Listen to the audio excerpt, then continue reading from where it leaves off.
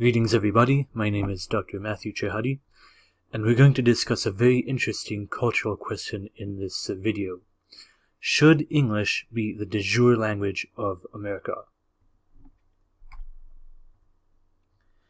I have language certificates in 5 languages, English, German, Swedish, Dutch, and Norwegian. I'm also a native Hungarian speaker. I've also read the Bible in Danish, Afrikaans, and Spanish, and I've also studied Greek and Hebrew.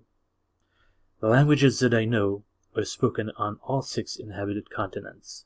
I've also worked part-time as a translator and have done translating and interpreting jobs in 6 languages. I have lived both in the United States and Hungary and in Belgium for several months as a guest researcher at a bioinformatics institute. I've traveled to 40 states and over a dozen European countries. So clearly I'm multicultural, and I also support linguistic diversity. Yet at the same time, I'm firmly convicted that the United States should make English the de jure language. What do I mean by the term de jure language? There are 2 terms you have to understand here, de facto and de jure. Let's take a look at these terms. A de facto language is a language which is spoken in a country simply because everyone speaks it.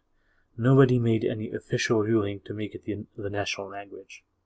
So, for example, when America became a country, English was made the common language because that's what everybody spoke.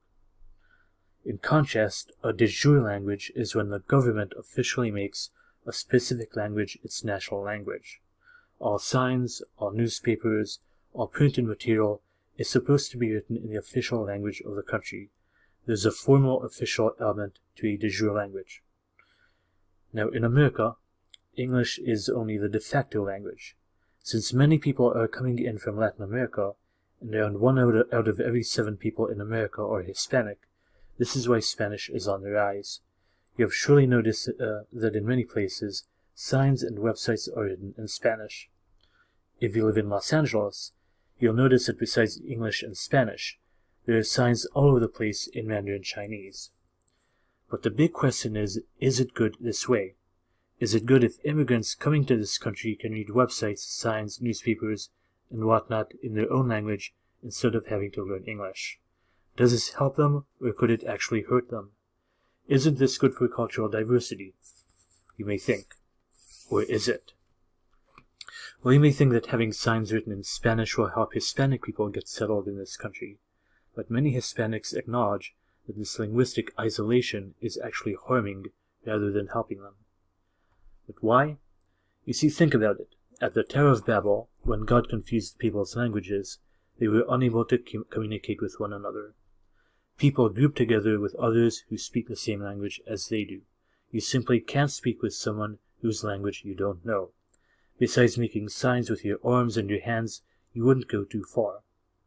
Now, as an anecdote, I remember when I had just moved to Hungary at 13 years of age, and I went to the ice cream parlor to buy some ice cream. Without yet knowing much Hungarian at all, I tried to show the flavor of ice cream that I wanted and the number of scoops to the seller. I failed at communicating even this simple message. What would happen when I started attending high school? Now imagine that.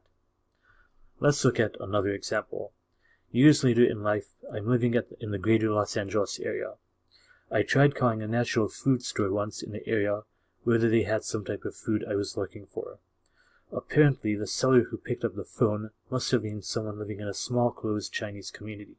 They hardly could say anything in English. I tried telling them what I wanted several times, but then they hung up because there was no communication. How exasperating. Now, can you see what the major problem is here? If people can't communicate with one another because they speak different languages, they won't be able to do business with one another. Profits go down. If they're sick, they can't call for help. And if they need to get to the airport, they'll miss their flight. So if people are isolated from one another, their opportunities will rapidly become permanently very limited. But isn't it true that if we let multiple cultures coexist besides one another, that can only be a good thing, right? We should simply let diversity flourish. Is this really true? Let's take a look at this picture.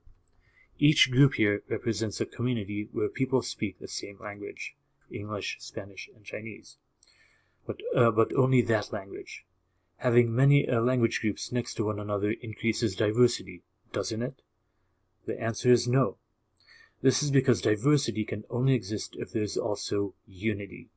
In this figure, even though English speakers can converse with other English speakers, and Spanish speakers can speak with other Spanish people, and Chinese people can talk with one another in Chinese, there is still something lacking. If people are divided, isolation increases, and therefore diversity actually decreases overall. If everybody spoke one particular language, that is, let's say English, then everybody would understand one another.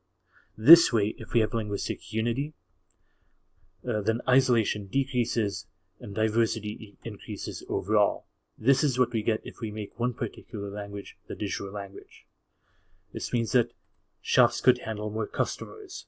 People wouldn't die in the emergency room since the doctor doesn't know what's wrong with them, and everybody can catch their flight and be on time for important appointments.